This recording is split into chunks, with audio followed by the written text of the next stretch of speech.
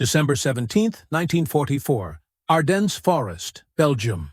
Oberfähnrich Hans Müller crouched low in a frozen foxhole, his gloved hands shaking as he scribbled into a small leather notebook. What he wrote that morning would stay with him forever. "The Americans are not like the Russians," he scrawled. "Their artillery, it's something different. Not the volume, though that alone is horrific.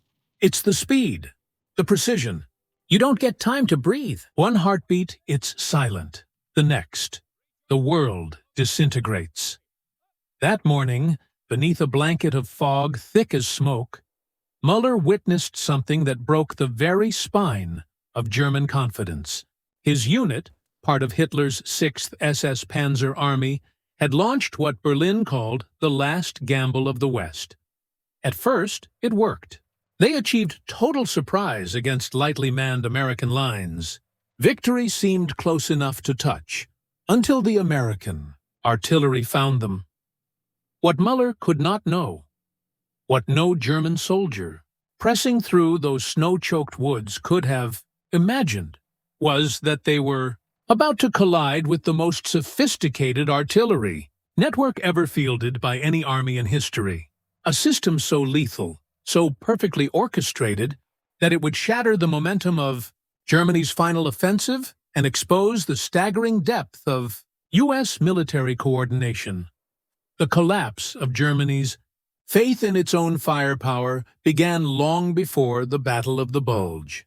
By late 1943 and through 1944, seasoned German troops redeployed from the Eastern Front to confront the Americans in Italy, France, and the Low Countries. They came with expectations formed by brutal years of survival under Soviet bombardment. Against the Red Army, they had learned patterns, familiar rhythms in chaos. Soviet gunners usually fired test rounds first, allowing German infantry precious seconds to dive for cover. The shelling came in waves, predictable enough that movement between barrages was possible.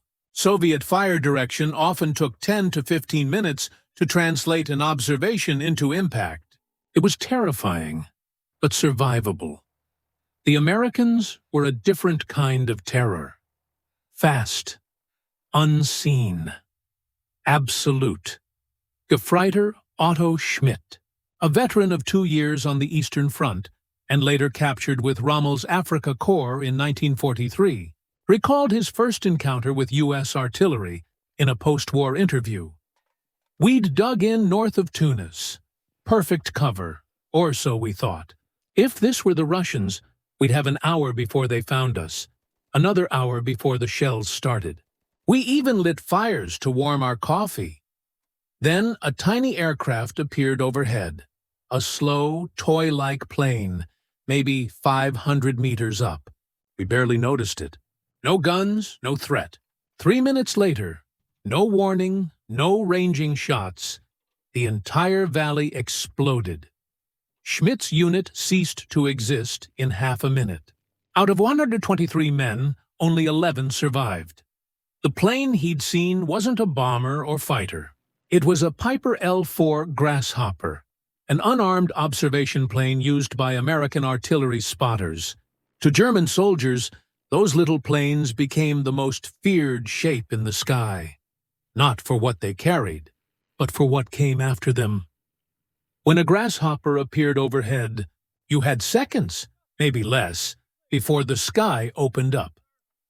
Lieutenant Friedrich Bauer, a German artillery officer who'd once coordinated counter-battery fire against the Soviets, wrote home in disbelief. Letters later discovered in German archives. "At first, I thought the captured American manuals were propaganda," he admitted. No system could operate that fast. The coordination described was impossible. Then he saw it for himself. Near Senna, a grasshopper circled their gun positions. Before his men could even relocate, before they could compute return fire, American shells were already walking across their battery with surgical precision. This wasn't random area bombardment. It was targeted destruction. Each gun zeroed, every shot synchronized. How could the Americans do in seconds what the Germans took minutes, sometimes tens of minutes, to accomplish?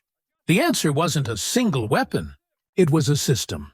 A vast, interconnected framework of technology, training, and logistics, something no other nation in 1944 could match. At the heart of that system was an idea: the Fire Direction Center, or FDC. While German batteries calculated their trajectories one by one, each working independently, American artillery fed all their data into a centralized nerve hub. That hub, manned by trained mathematicians, radio operators, and officers, could coordinate dozens of batteries at once.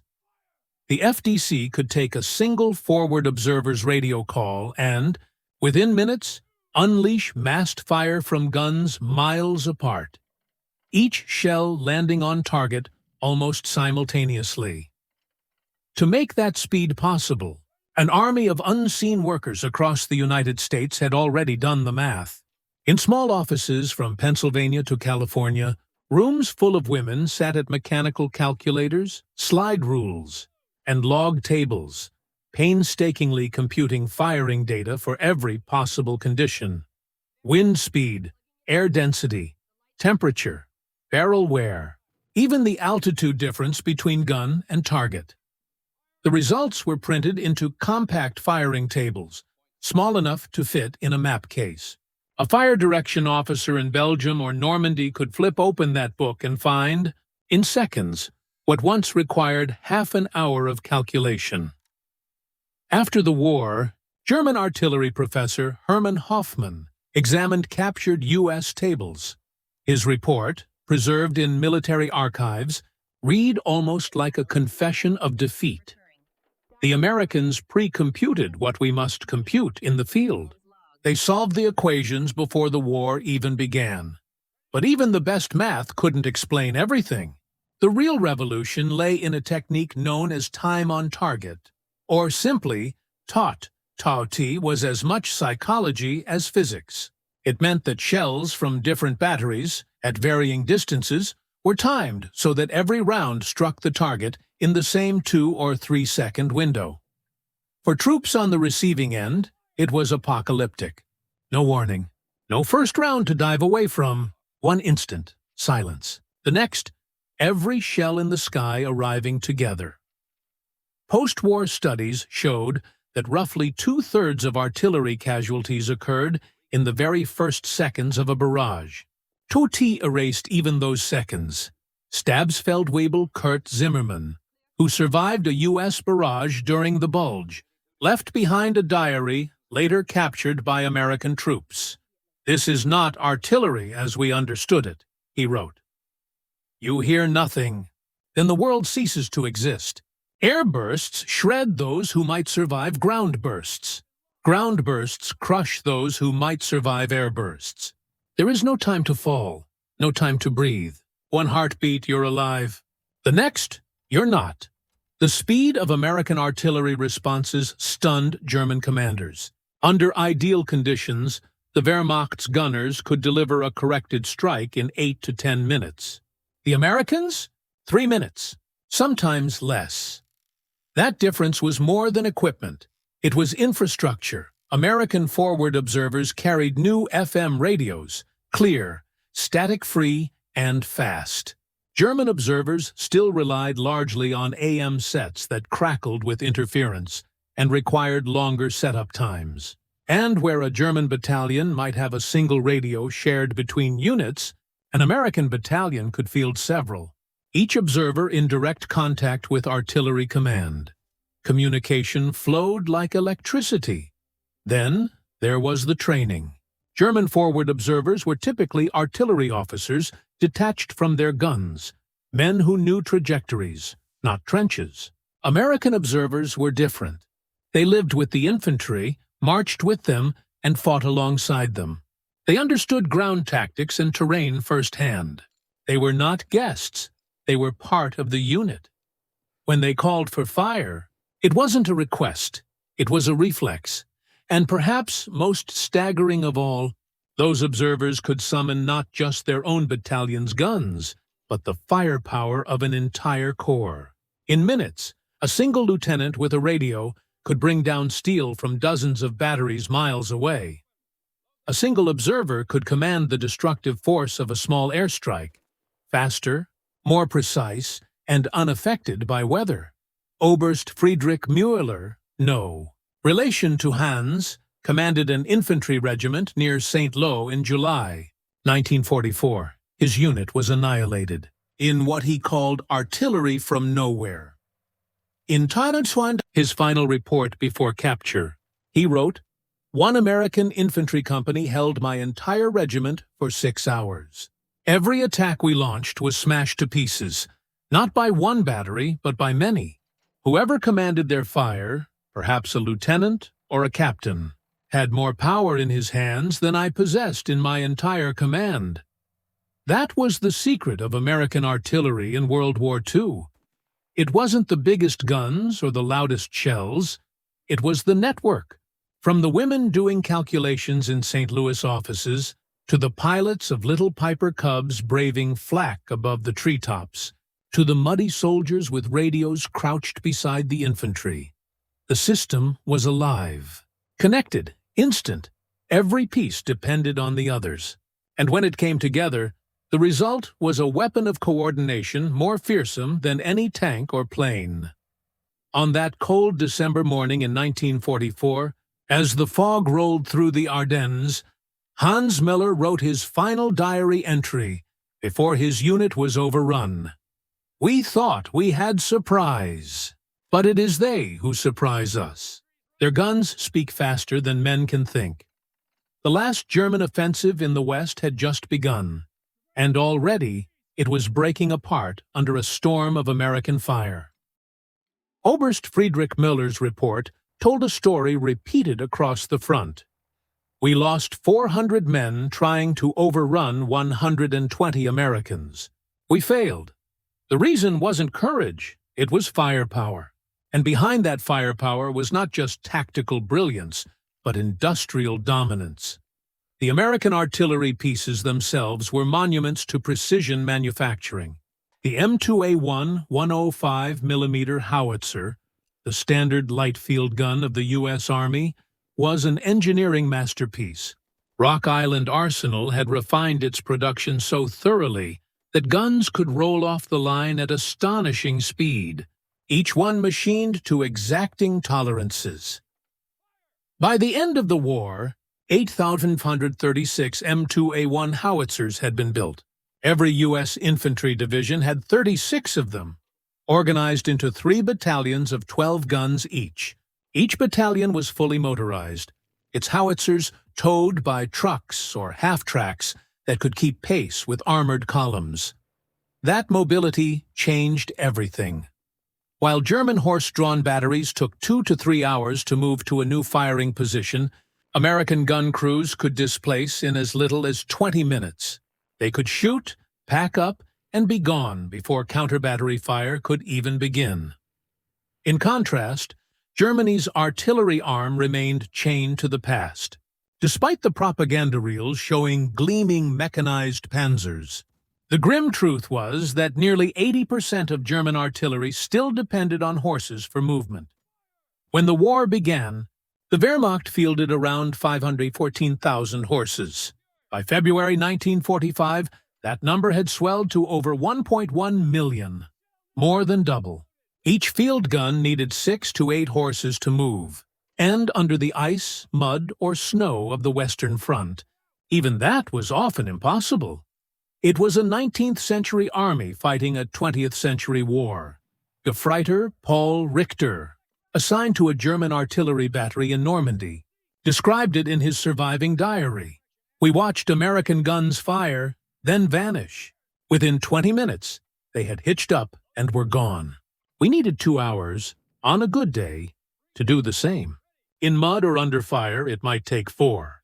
They would be firing again before we had even finished moving. We were fighting a 19th-century war with horses against an enemy fighting a 20th-century war with trucks. The outcome was inevitable. If the 105s were the heartbeat of the U.S. artillery arm, then the 155mm howitzers were its thunder. Every American infantry division fielded 12 of these giants. The M1 155mm howitzer, grouped in their own battalion. Each shell weighed 43 kilograms and could be hurled more than 14 kilometers. For divisional commanders, they were the fist that smashed fortifications and hardened targets that lighter guns couldn't touch. The gun itself was a triumph of design. Born in the late 1930s, standardized in May 1941, and refined through American industrial expertise, it combined range, accuracy, and reliability in perfect balance. Over 10,300 were produced during the war. They could be towed at highway speeds by heavy trucks or half-tracks and set up for firing within minutes. A well-drilled crew could maintain a steady 4 rounds per minute barrage, and under pressure, some pushed it to 6. These were the weapons that flattened the hedgerows of Normandy, that broke open the Siegfried Line, and that answered every German counterattack with steel rain. But even these formidable divisional assets were only the beginning. Above the divisions loomed the corps and army-level artillery, a network of even heavier firepower. 155mm guns, 8-inch howitzers, and the colossal 240mm siege guns capable of pulverizing bunkers or town squares in a single salvo. And the astonishing part? Any forward observer, often just a young lieutenant with a radio, could call them into action. Within minutes, fire from corps and even army-level batteries could be brought down to support a single rifle company. This pyramiding of firepower was uniquely American. It meant that a small infantry force on the front line could command the weight of an entire army's artillery in a matter of minutes. For the Germans, such coordination was unthinkable. Their system was rigid, bureaucratic, and compartmentalized. Divisional artillery reported only to its own commander. Corps and army-level guns existed as separate branches, requiring formal written requests that climbed and descended through layers of command. A German officer on the front line who needed corps. Artillery support might wait hours, sometimes half a day, for approval. Lieutenant Joachim Weber, a forward observer during the Normandy campaign, recorded his frustration in a letter that survived the war. At 9:15, I called for corps artillery. The Americans were massing tanks for an assault. I gave exact coordinates, described the target, explained everything. At 13:30, 4 hours later, the shells finally came, 3 salvos.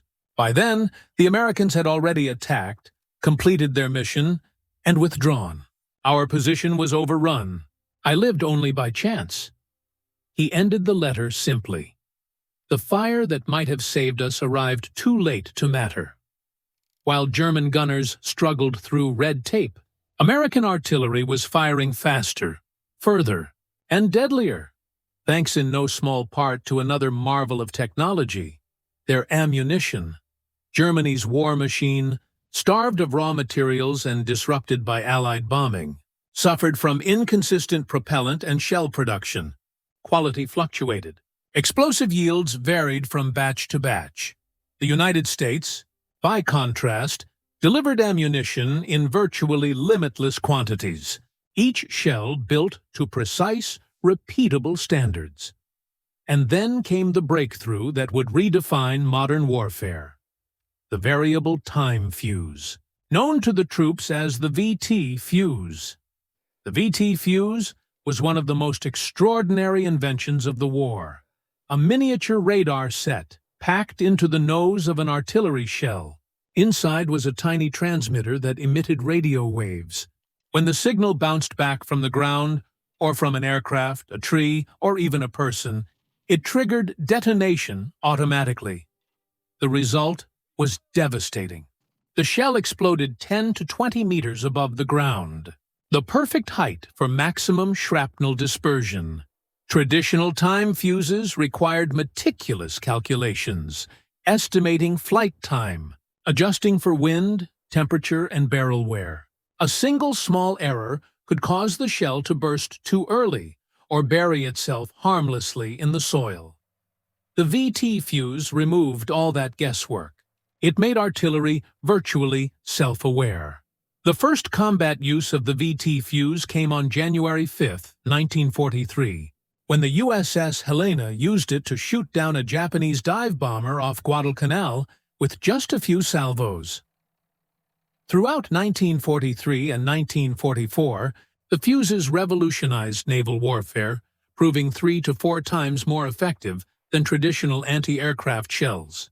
Over the skies of England, they tore apart incoming V-1 flying bombs with staggering efficiency, destroying 79% of all targets. Yet the secret was so valuable that American leaders initially forbade its use over land, fearing that an unexploded shell might fall into German hands.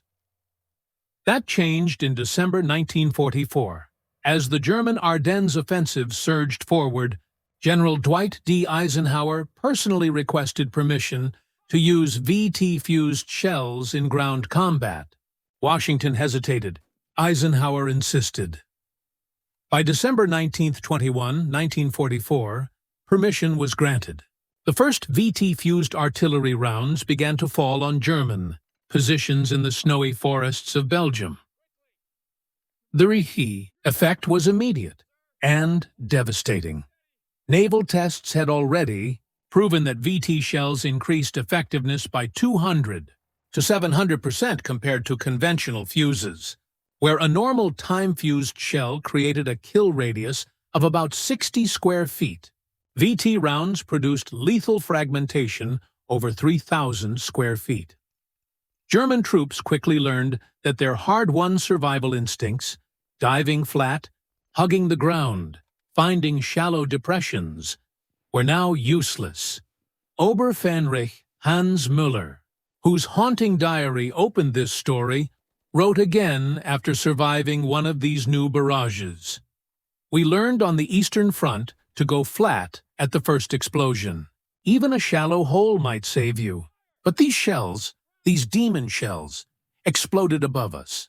The fragments came down like rain. Men who should have been safe were torn apart. There was no defense, no time, no hope. The psychological shock was as deadly as the metal itself." For years, German troops had trained to survive artillery fire by diving for cover. Now they discovered that no cover, except deep bunkers, could save them. The realization spread like a virus through the ranks. Lieutenant Friedrich Bauer, the same officer who once marveled at American artillery speed, later described near mutiny in his unit. "We were ordered to attack an American position 300 meters away. The men refused. They had seen what American artillery did to troops in the open, especially with these new fuses that burst in the air. I tried to tell them we would die anyway if we stayed. They still would not move. They would rather surrender than face the sky. When soldiers fear the sky more than the enemy, the battle is already lost. Behind every shell that fell on the Ardennes stood something far greater than any single weapon: the machinery of American industry. While Germany's factories burned and faltered under Allied bombing, the United States operated a war machine that seemed limitless: steel from Pittsburgh, ammunition from Illinois, trucks from Detroit, women in Kansas assembling fuses that used miniature vacuum tubes smaller than a thumb. It was the fusion of science, manpower, and mass production, the full power of an industrial democracy turned toward war. For the Germans, it was unfathomable. For the Americans, it was destiny. By the time the snows of Belgium began to thaw, the offensive Hitler had promised would change history had instead become his army's graveyard. And above the broken forests and burned-out tanks, one truth had become clear. Victory didn't belong to the side with the loudest guns. It belonged to the side that could make them sing in harmony. By 1944, the roar of American artillery across Europe was not just the sound of battle. It was the voice of industry itself. 10.000 Arsenal alone had produced over 10,000 105mm howitzers. Other factories across the United States were turning out the heavier 155mm guns and even larger weapons in staggering numbers. Ammunition plants ran around the clock, 7 days a week. Shells rolled off assembly lines by the tens of millions. It was mass production at a scale the world had never seen. Organized, standardized, and relentless across the Atlantic, German factories were being pounded by Allied bombers, their rail networks shattered, their supplies of steel and fuel dwindling.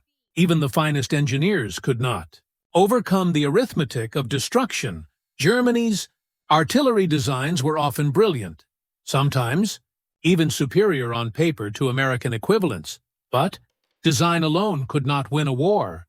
Without the industrial muscle to replace what was lost, brilliance turned hollow. By the last year of the war, German batteries were often operating at half strength, their missing guns destroyed in combat or simply worn out beyond repair, with no replacements coming. And even when the guns survived, they were too often silent. The real crisis was ammunition. In 1944, as the Allies advanced on every front, German artillery officers faced a grim calculus. They had the guns, but not the shells. Ammunition production, crippled by resource shortages and by the destruction of transport lines, could no longer sustain continuous operations. Daily rations were sometimes as low as 2 or 3 shells per gun, barely enough to register a target, let alone fight a battle. Lieutenant Werner Vogel, an artillery officer on the Western Front, wrote in his diary, "We received 50 shells per gun for the entire week. 50 shells to support an infantry regiment under constant attack. Every fire mission required justification. Each shell demanded explanation. Why this target? Why now? Why spend what cannot be replaced?" Meanwhile, American gunners fired thousands of shells each day, often without hesitation. Forward observers called for fire as freely as infantrymen called for air support. Ammunition seemed infinite, as Vogel bitterly put it. "We fought a poor man's war against a rich man's enemy." The disparity in supply shaped how each army fought. German doctrine emphasized precision and conservation. Carefully planned, concentrated barrages against high-value targets. Every round had to count.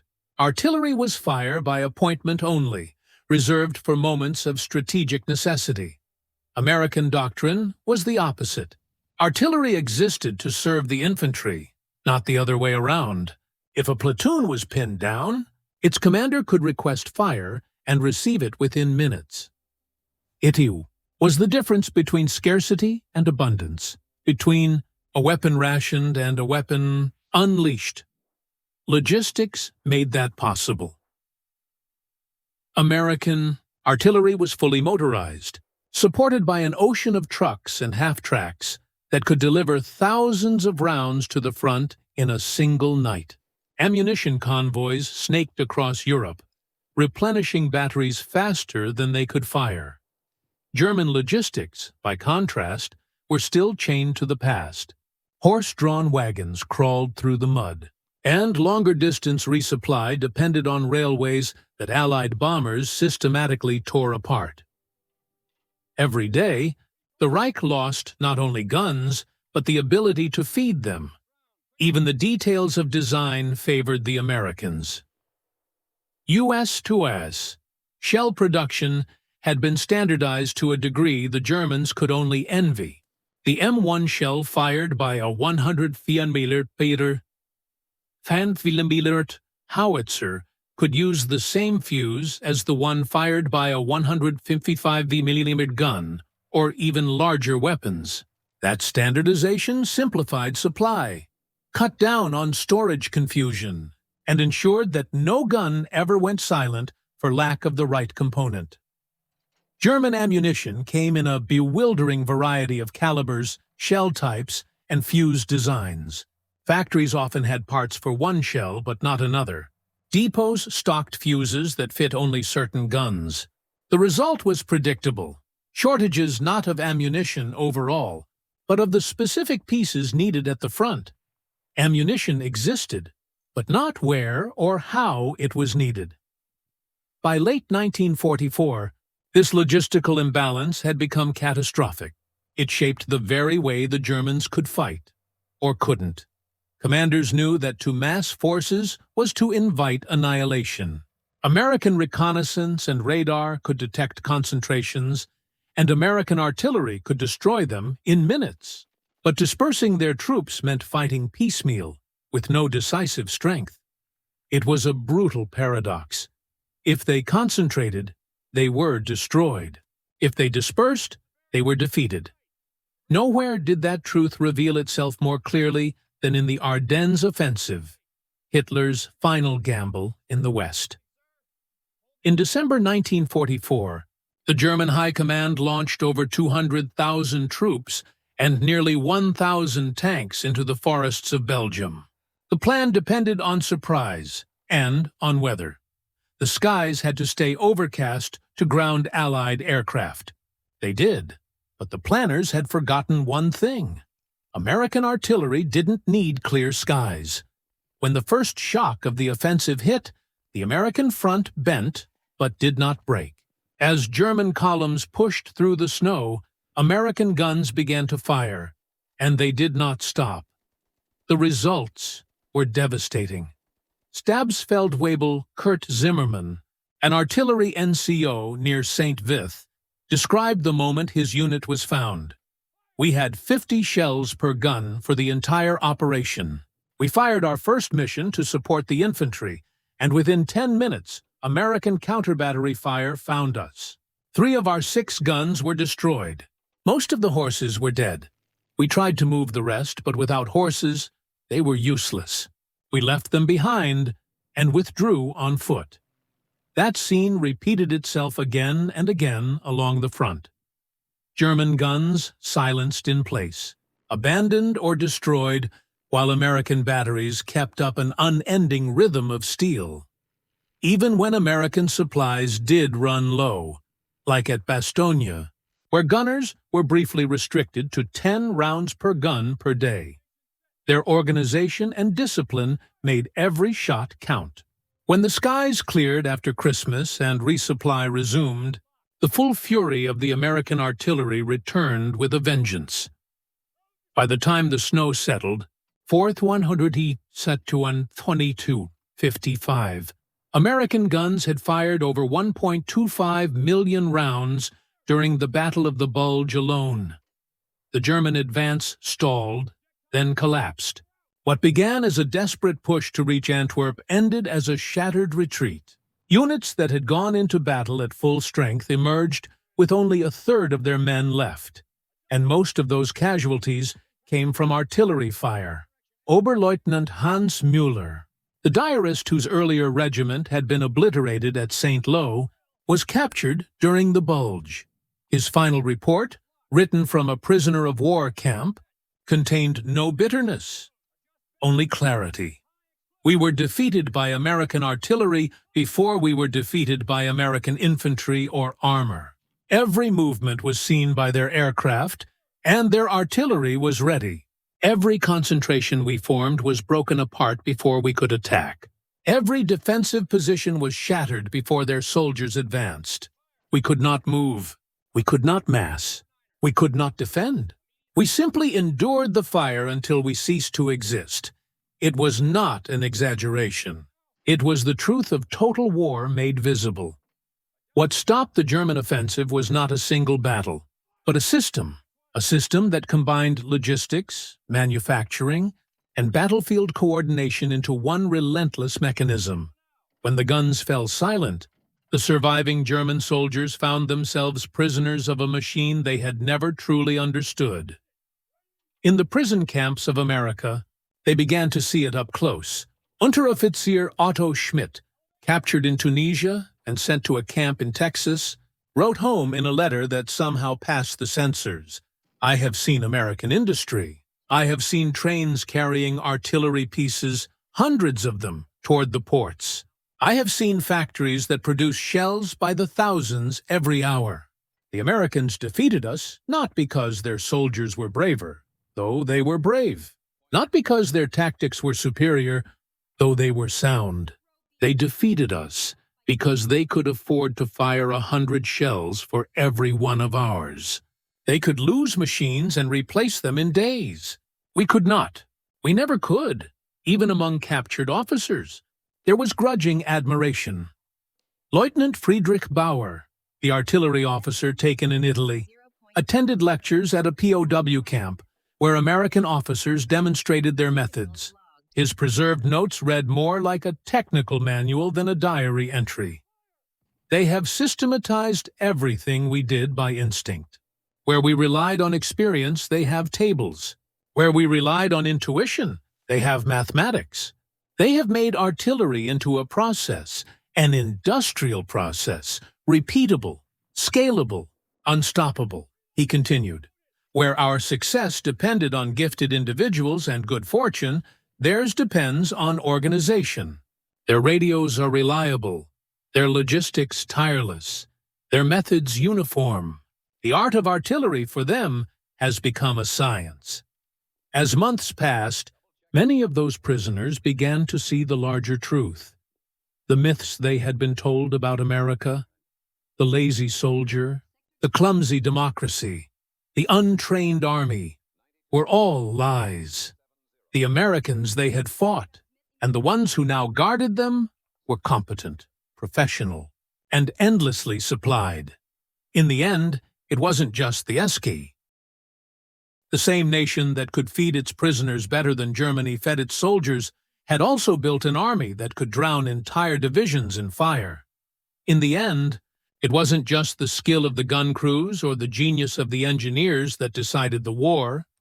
It was the system itself, a system of factories and railways, of logistics and planning, of men and women who worked without pause thousands of miles from the front.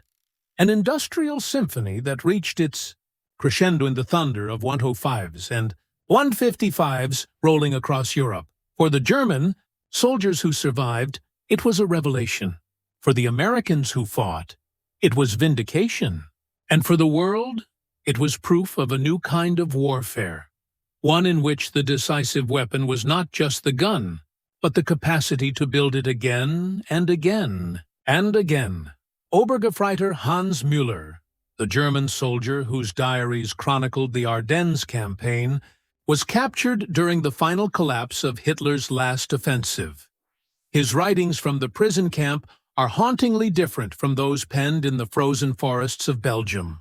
Gone is the confidence, the belief in German superiority. What remains is humility and truth. We were told the Americans were inferior soldiers, Müller wrote, that they lacked courage, that they relied on machines because they had no spirit. All lies. They fought with courage, with skill, and with a level of power no courage could overcome. And above all, they fought with an artillery system for which we had no answer. That, more than any other weapon, destroyed us. By early 1945, Germany was collapsing on every front. The American artillery machine, already unmatched, had grown even stronger. Allied bombers had turned the Reich's factories into rubble. Railroads were wrecked. Ammunition plants stood empty. Horses, the lifeblood of German artillery mobility, died by the thousands from exhaustion, hunger, and shell fire. Batteries that had once fielded 6 guns now operated with 2, sometimes 1. Divisions that had entered France bristling with guns now fought without any functioning artillery at all. Across the Channel and the Atlantic, the opposite story unfolded. American production surged to its highest point of the entire war. In 1944 alone, U.S. factories produced more artillery pieces than in any previous year. Ammunition poured out of assembly lines in limitless quantities. The warehouses were so full that frontline units were told there was no need to conserve shells. Fire at will. By 1945, American artillery was no longer just a supporting arm. It was the centerpiece of modern firepower. New advances in fire direction, mechanical computing, and radio communication allowed units to strike faster, farther, and with more coordination than ever before. A single battalion could now deliver more destructive firepower in minutes than entire divisions could just a few years earlier. Multiple corps could synchronize barrages across miles of front, saturating whole map grid squares in steel and fire. Forward observers had become the true arbiters of destruction, eyes on the ground who could summon death from miles away, confident that when they called, American guns would answer with precision. German survivors of those final battles described it not as combat, but as annihilation. Hauptmann Werner Hoffmann, the mathematician turned artillery officer who had once studied captured American firing tables, was taken prisoner in the Ruhr pocket in April 1945. His final report, written for American intelligence officers, was not a confession, it was professional admiration. The American artillery system represents the culmination of industrial-age warfare, Hoffmann wrote. They have applied industrial methods, mass production, standardization, systematic training, to create a weapon system of unprecedented effectiveness. Individual German artillery pieces may be superior in design, and individual officers may equal their American counterparts in skill, but the Americans have created a system that no individual excellence can match. It produces the same overwhelming results every time. Regardless of who fires the gun, he concluded, this systemization is a revolution in warfare, one Germany never achieved, and could never achieve because of our industrial limits.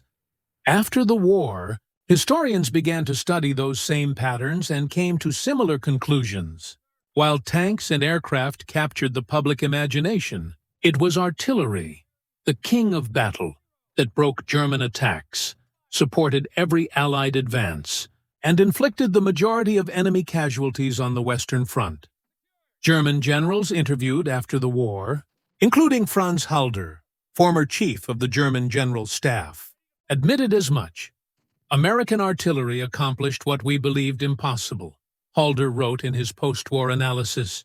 They transformed artillery from a supporting arm into a dominant weapon system.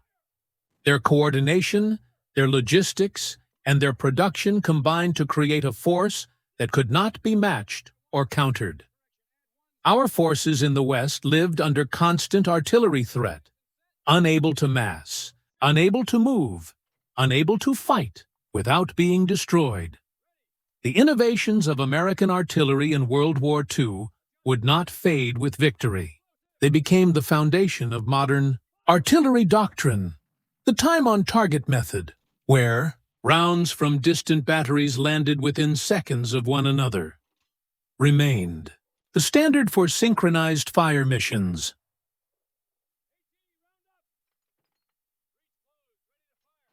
Fire direction centers, first used in 1942, became permanent fixtures in artillery organization, evolving into the digital command systems used by NATO forces today. Forward observers, trained to move with infantry and coordinate directly, became indispensable in every future conflict, from Korea to Vietnam, and later Iraq and Afghanistan. The structure that the U.S. Army built in World War II was so far ahead of its time that, even in the 21st century, its principles still guide American gunners on modern battlefields. Perhaps the most revolutionary innovation of all remained secret for years after the war. The proximity fuse, or VT fuse, containing a miniature radar transmitter, it detonated shells automatically when they neared the ground, or an enemy aircraft, without any need for timing calculations. The effect was devastating beyond measure. Shells exploded 10 to 20 meters above the ground, blanketing entire areas with lethal fragments.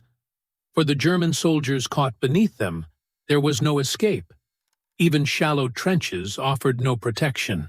Fragmentation came from above, raining down vertically, striking men who would have survived any ground burst. The psychological impact was catastrophic. Units that had survived years of combat broke completely when hit by VT-fused barrages. Commanders reported soldiers refusing to leave cover, paralyzed by the knowledge that no amount of bravery could save them. Stabsfeldwebel Kurt Zimmermann, who had survived multiple time-on-target barrages during the Bulge, immigrated to the United States in the 1950s. In a 1960 interview, he was asked what weapon had frightened him most during the war. His answer was immediate. "Not tanks," he said. "Ours were excellent early in the war, and theirs later on. Not planes, though their air power was overwhelming.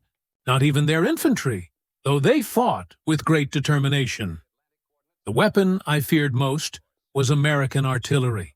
The sudden fire that came from nowhere, without warning, the knowledge that you might die without ever seeing your enemy, killed by shells fired from miles away. That was true terror." Zimmermann's words echo the deeper truth of World War II's final months. The story of American artillery and the German soldiers who faced it is not just about technology or tactics. It is about the transformation of war itself. For centuries, victory on the battlefield depended on courage, leadership, and tactical brilliance. But in the mid-20th century, something changed. The industrial age replaced the warrior's sword with the factory's steel press. The heroes of this new age were not just soldiers, but engineers, mathematicians, machinists, and production workers. American artillery represented that transformation perfectly. A fusion of industry, science, and organization that turned war into something systematic, repeatable, and overwhelming. In the end, courage alone could not stand against such a machine. The Germans had fought bravely, often desperately, but bravery could not overcome a nation that built guns faster than they could be destroyed, shells faster than they could be fired, and radios faster than they could be silenced. The Americans had built not just an army, but a system that made average soldiers extraordinarily effective, multiplying their strength through technology and logistics. It was a triumph not of individual genius, but of collective effort. Millions of workers, planners, and soldiers all contributing to one seamless, unstoppable mechanism of war. When the guns finally fell silent in May 1945, the men who had survived carried away very different lessons. For the Germans, it was a bitter understanding that the old ideas of martial superiority had died in the snow of Belgium and the ruins of the Ruhr. For the Americans, it was proof that democracy, organized, determined, and industrially armed, could outfight even the most disciplined enemy on earth. As one captured German officer wrote from his prison camp, "We entered the war believing in German superiority. We ended it knowing that American organization and industry had surpassed us completely. We learned to fear American artillery above all other weapons, for it was more than firepower. It was the symbol of a modern world we could not match.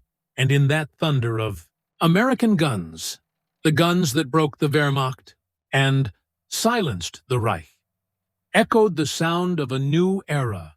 The age of industrial warfare had reached its full, terrifying maturity.